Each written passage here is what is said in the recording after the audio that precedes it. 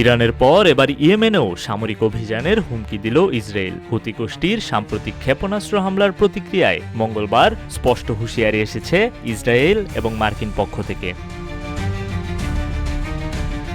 ইসরায়েলের প্রতিরক্ষা মন্ত্রী ইসরায়েল কাটস বলেন, যেভাবে আমরা ইরানে জবাব দিয়েছি, ইয়েমেনেও হুতিদের সেভাবেই জবাব দেয়া হবে। সামাজিক যোগাযোগ মাধ্যম এক্সে দেয়া এক বার্তায় তিনি আরও বলেন, ইয়েমেনের সঙ্গে তেহরানের মতো আচরণ করা হবে।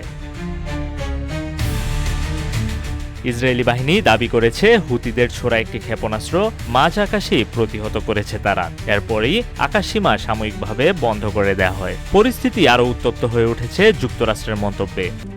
RICL TMX, যুগের পর যুগ স্থাপনা থাকে মজবুত। ইসরায়েলে নিযুক্ত মার্কিন রাষ্ট্রদূত মাইক হাকাবি বলেন, আমরা মনে করেছিলাম হামলা থেমে গিয়েছে, কিন্তু হুতিরা আবারও ইসরায়েলে হামলা করেছে। এখন হয়তো B-2 বোমারু বিমান দিয়ে ইয়েমেন পরিদর্শনের সময় এসেছে। 2023 সালের নভেম্বর থেকেই গাজার পক্ষে অবস্থান নিয়ে হুতি গোষ্ঠী লোহিত সাগর ও আশেপাশের জলপথে ইসরায়েলি লক্ষ্যবস্তুতে ড্রোন ও ক্ষেপণাস্ত্র হামলা চালিয়ে আসছে। বাণিজ্যিক জাহাজগুলো তাদের লক্ষ্যবস্তুতে পরিণত হয়েছে। ইসরায়েল ও যুক্তরাষ্ট্রের এমন আগ্রাসী হুঁশিয়ারির পরও এখন পর্যন্ত হুতি গোষ্ঠী থেকে কোনো আনুষ্ঠানিক প্রতিক্রিয়া আসেনি।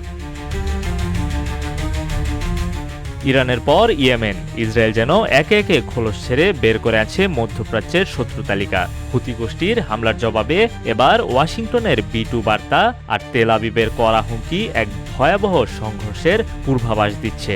লোহিত সাগরের উত্তালতা এবার হয়তো আকাশপথে গিয়ে ঠেকবে বোমারু বিমানের ছায়ায়। লোহিত সাগরের উত্তালতা এবার হয়তো আকাশপথে গিয়ে ঠেকবে বোমারু বিমানের ছায়ায়।